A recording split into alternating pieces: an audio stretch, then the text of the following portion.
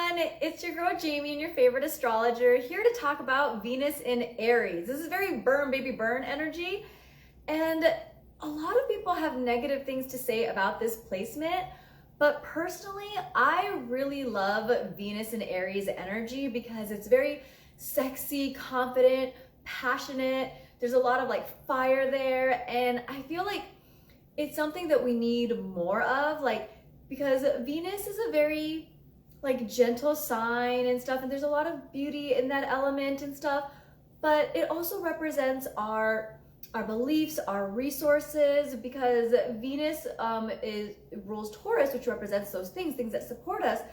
And so when you are experiencing insecurities and stuff like that, when you look to people who have Venus in Aries, they can be really inspiring. And I have to say, as a woman, I find this placement to be really refreshing, because we live in this society that says that we have to hold back who we are. You know, it's unattractive for women to make the first move, and you need the man to come to you, and all of this antiquated bullshit that if it works for you, that's great. But to basically send the message that women, in order to find love, in order to be successful, we have to keep ourselves small and hold back who we are, is, I think, really problematic. And when you look at a Venus in Aries placement, it's a refreshing reminder that that shit doesn't apply to everyone. If you feel inspired to make the first move, do it. Okay, we live in a world that's becoming more astrologically significant, but it's still not an astrological society that we live in, right? So the idea that women have to be very tame and women have to do this, and it's bad for women to act a certain way, which are basically the Venus and Aries archetype, it's very excluding for people. And it's important to remember that we have 12 signs, 12 houses, 10 planets. And so at the end of the day, showing up for ourselves, there's a lot of power in that. And with Venus in Aries right now, it's a great time to take advantage of this energy. We're going to have Venus in Aries until March 16th. But whether this also applies if you have Venus Aries in your chart natally as well. But whether you do or you don't, you're always going to have Venus in Aries. You're going to experience that at some point. So it's a great way to really take advantage of this energy. And I think that it's really important to do that because it's a free will placement, in that Venus is in Aries, which is a fire sign. It's very much about free will. And it's something that I want to remind you guys of, that because whenever you read about Venus in Aries, the first thing you hear is it's bad and it's horrible, because it's the planet of harmony is in the sign of clashing.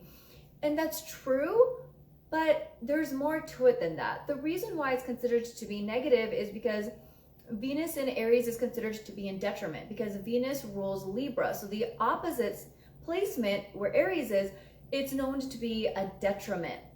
But here's the thing, at the end of the day, you can put any labels that you want on it, and there are values and truth to it, but every placement has good and bad. So it's really about leveraging the resources that you have there. And let's face it, I think we can all afford to use more confidence, be more inspired and stuff, and this is a great way to really take advantage of that energy. So this is a great time to really build your confidence up, and not necessarily in the way where, reading books and going to self-help and writing therapy. That's a little bit more cerebral and passive. This is going to be more of an action-oriented sign. This is a great way to do things that make you feel good, do things that are physically activating. You may find that fitness is something enjoyable for you. Now that's more of a Mars placement, but Venus is about things that support your body. So doing things that are Aries, like being physically supportive, or you may find some pleasure in doing those things. When it comes to your fashion, you can be a little bit more bold, wear some red colors, things that make you feel kind of sexy.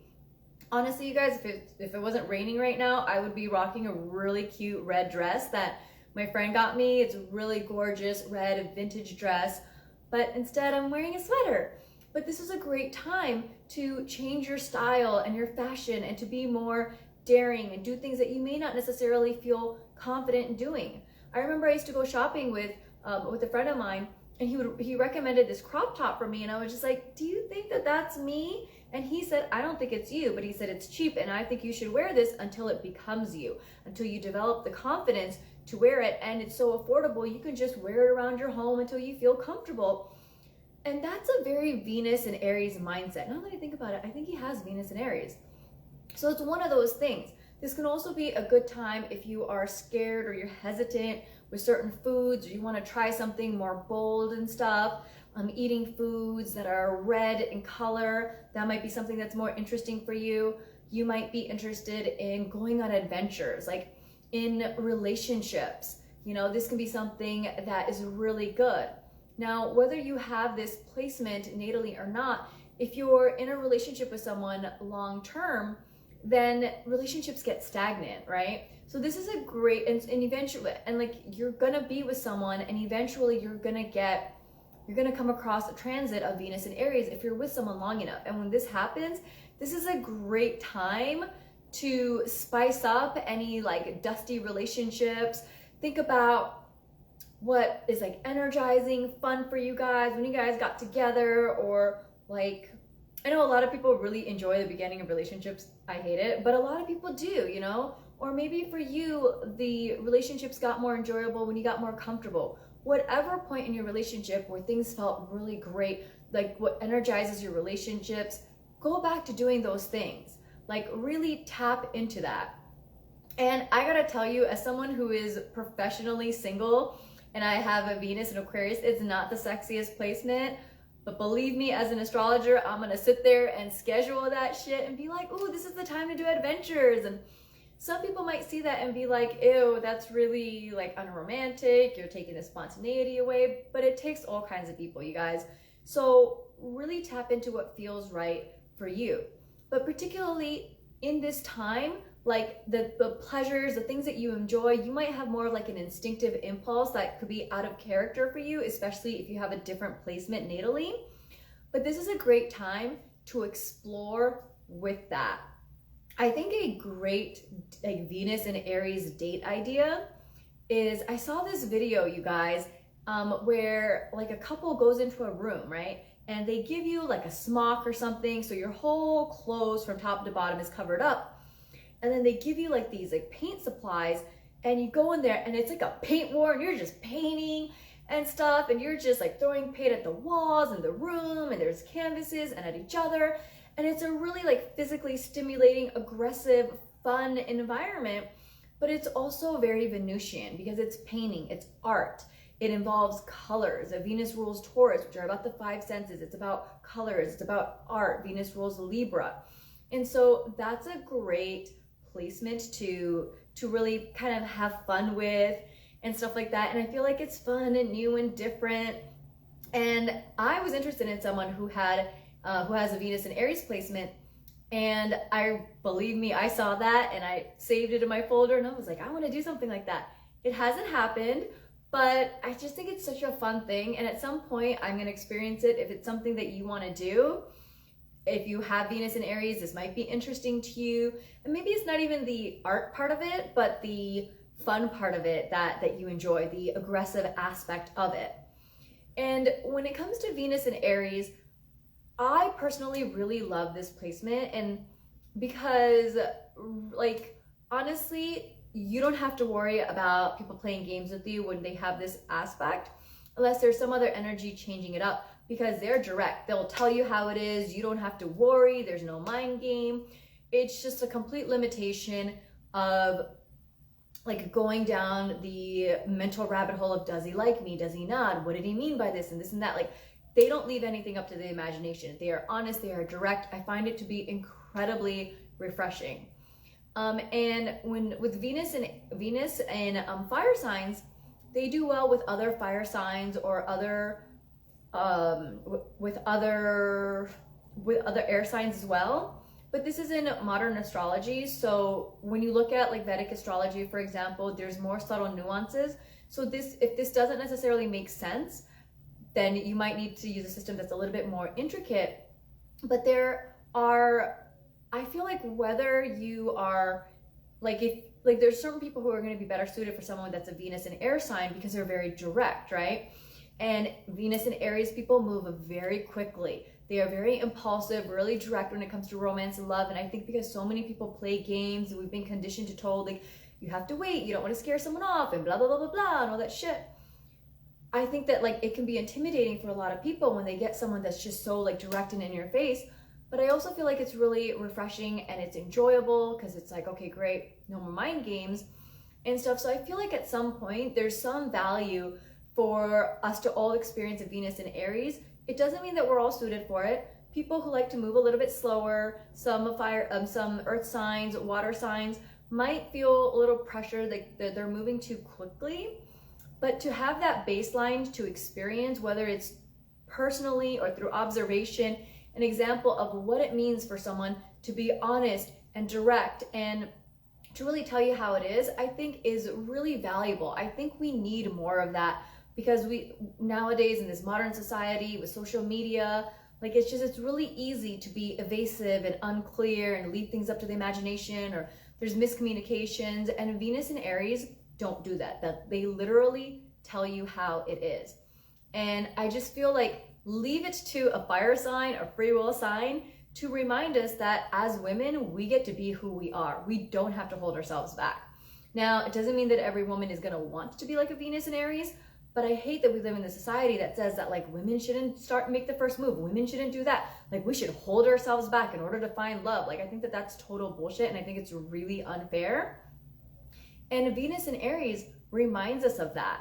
So when you look at if you look at a man's chart, Venus representing relationships, it'll tell you the type of woman that he's going to be interested in, and they'll prefer women that are direct, upfront, move quickly. You know, this is not the type of person who's going to slut shame you because you make moves right away, you know, and stuff like that. There's no like judgment there. Like, and I think it's because Aries is a first sign, and so it hasn't been socially conditioned yet. So there's less of these judgments and stuff, and there's like an acceptance of just being who you are. And I think we can use a little bit more of that, and that's the energy that we're in right now. So with like our relationships, our interactions, and the things that we enjoy, have fun and experiment with this energy and do the things that you feel instinctively called to do that seem fun for you.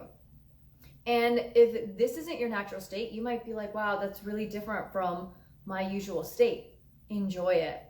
Okay, wherever the planets are, it's like it activates different things, and there is a power in really fully experiencing these things. And there's a lot of benefit that comes up with this. So go on adventures, try the crazy food that that you wouldn't normally do, and just experiment and see what happens. Now, if you're finding that you have challenges with this placement, particularly if you natally have this placement, one of the issues, whether it's what's going on right now and how you leverage this energy, or if you natally have Venus in Aries, one of the challenges is that you can be potentially selfish in relationships, because Venus represents relationships and Aries is a very independent sign. And so that's going to be an issue if you're trying to be with someone and you want things to work out, right? And so if you're heavily operating out of Venus and Aries, there's a selfishness and things aren't going well, operate out of your Libra. Think about the opposite sign, the opposite house. If you are manifesting like the negative qualities of a certain placement, the opposite side can balance it out. And Libra rules Venus. It represents partnerships. It's about balance and harmony and stuff like that. So take the time to think about the other person, discuss things with them. The other thing is, make sure that you also feed your Venus in Aries. And what I mean by this is that in relationships, Venus and Aries people need a lot of independence and need a lot of freedom. So it's not really going to be particularly sustainable or healthy. It can kind of be like slowly killing your soul if you're with someone who's really codependent, who's really clingy, who really needs a lot of like validation and stuff like that. There are other considerations like your moon and your Mercury and how you communicate and what you think, and those things will change that energy. But when you have Venus in Aries, it's important to give yourself that freedom and that space, and to let your partners know that, so that they don't assume that you being independent is you not caring about them and stuff like that. It's just, you just be clear about what your needs and your standards are. But if you are still getting a lot of feedback that you're being selfish, that you're not caring about the other person, and you're recognizing it in yourself, be more collaborative. Like go into partnership. Think about the other person. You know, there's different ways. Without knowing the houses, it makes it a little bit difficult to anticipate, but I'm going to give you two examples. So say you have Aries in your first house, then you're going to have Libra in your seventh house. So it's pretty much what I just said. The first house is about you, the best way for you to navigate your life, the energy that you're meant to master. So you're meant to be a leader, take instinctive roles, and really recognize what it is that you want, trust yourself, and just kind of figure shit out. And if you have Venus here, you're going to be a leader, you're going to take a lot of action, you're going to be really like there could be like a self-focus, but your partner might be more Libra, and so they might be the one that puts more effort to balance that out. But in order to make sure you participate, think about them, you know. But also, particularly whenever you have Mars, Aries, or some sort of like that kind of like aggressive energy influencing soft Venus, redirecting that energy can be really beneficial, specifically through exercise. This is a really great thing, and also in work, because Mars is a leader. And so being a leader at work can also be a great way to do that, especially since Venus also rules money. So how you make money in your work environment, being a leader, because you need to burn off this energy. And this is why exercising can be a great way. So instead of like it showing up as being selfish, you can burn off some of that energy, and then you can, you know, it balances things out a little bit. Exercise is really great. Being a leader in your job and whatnot. So if you have Aries in your first house, this can be exercising on your own, maybe like first thing in the morning. If you have Aries in your first house, that's the hours of 6 a.m. to 8 a.m. So, and these are people who are likely, unless you have other things that change the energy, you're likely to wake up early in the morning. And so if this is you, like, you'll be able to recognize what I'm saying, which ones apply to you and not. Because I'm not looking at your chart. I don't know any energy that's changing it. But if this sounds like you, this is something that you could implement. Exercise first thing in the morning. Get that energy out of your system. Now, if you have, say, for example, Aries in your 12th house with the Venus there, this can show up in a different way, because your 12th house is about hidden things.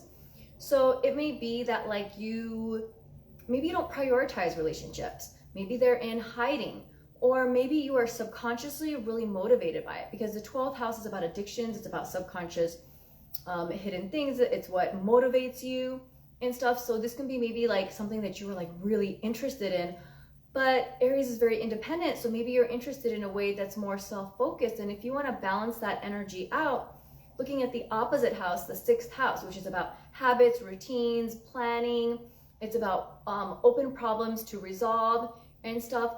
Maybe sit down and talk with your partner and be like, you know what, like let's schedule a time where we focus on both of ourselves, on both of us, on you. Make an intentional effort, because the 12th house is about escaping day-to-day responsibility. It kind of dissolves things. It's sort of out of mind, out of sight. It's very much about like kind of like what's hidden. But the 6th house is about responsibility. It's about obligation. It's about our habits. So make it a part of your habit to be more intentional. And in your work environment, like do more one-on-one connections, you know. So if and particularly, you know, if you're a boss, instead of having like a group environment, maybe talk to people one-on-one. That's one way to do that. Or if you're in relationships, you are like always like with everyone, work on some just connecting with just the two of you guys. And these are some energies that work really well. And you can also use the support of Taurus and Libra, because Venus rules Taurus and Libra. So incorporating some of those things, the 5 senses, food, using bold colors, incorporating art and fashion and design, and doing it in partnership with someone or with women. You know, these are things that can be really beneficial for you. Now, some of the other things to mention is So there's a relationship, there's food. Okay, let's talk about money, because Venus rules money. And this is an area where, you know, there's a lot of fear-based in a lot of charts, like when it comes to astrology. And it's really about finding how to work with it. There's always ways to improve things. With Venus and Aries, this is because the placement in general is very impulsive in relationships and in love and all these different things, including money. So if you have Venus in Aries, automate your savings, because honestly, you're not going to be sitting there really tracking a lot of it, because it's not a cerebral placement. I mean, it does depend on like where your Mercury is. Like if you have Mercury in Taurus or in Aquarius, then it's going to be a little different. But like then you'll be more financially cerebral. You might have more of like a consistency in tracking. But generally speaking, this is a very impulsive placement. You're not going to miss, more than likely, you're not going to miss what you don't see. Automate your finances. And the other thing is, you don't have to take every debit card you have with you. And also maybe consider designating specific cards and automating like a distribution of finances. This is something that I know someone who was a Venus in Aries. He used to do this, and I do this as a freelancer, because at the end of the tax season, I used to write off all my taxes from clothes, beauty, education, cell phone, utility, my rent, transportation, travel, gifts, entertainment, right? Like my job allowed me to distribute all of those things, and it was a lot to track. So what I did was I had a debit card for every category. So at the end of the year, I looked at all the money that I made, or the amount of money I spent on each of that account, and then I just wrote that off. So it's very convenient. And a lot of times we have multiple cards and we just use whichever one has money, right? So if you start designating specific cards for certain activities and you automate it, it can kind of like make it easier for you there's like a set in system in place. So that could be beneficial. That might be too much for you, in which case, like, just automate your savings. Another thing to do is to make money in a Venus sort of a way. And that doesn't necessarily mean in investments. I'm not an investment person, you guys. Like, I'm a Cancer rising, so there's a lot of fluctuations, and I have challenging aspect to Venus. Once I work through this, I can be someone that's great with investments, but I'm not there yet. And naturally, I don't have the kind of chart where I just have like this like really easy access with investments. But oftentimes, like, the consensus is that when you have Venus in Aries, you tend to be really impulsive with your finances and investments, so you can lose a lot of money. Because Venus in Aries is like you get burned, but your recovery time is really fast, whether it's money, relationships, and stuff like that, because it's sort of this placement of like fuck around and find out. And I'm not using that as like, you know, like go ahead and be impulsive and blow all your money away or be crazy in relationships and be dangerous. That's not what I mean. But like a lot of times people are impulsive with finances, and it doesn't necessarily, like with investments, work out well. But that also depends on the condition of your Mars. You might have really good instincts when it comes to finances. But again, this is something you'll be able to recognize in your own life. If you have Venus in Aries and you are in finances, you do investments, you'll know whether you have good instincts or not, you know. And if you don't have good instincts, then all right, there's something to look at. You know, there's ways to redirect that information. An astrologer can help you identify that. Maybe an investment advisor can help you with that as well. But making money in a Venus way can redirect that energy. Venus is how you make money, and Aries is by being a leader. This can be being, I guess you can be a fitness trainer. That's more Mars energy, but that can be a thing that you enjoy.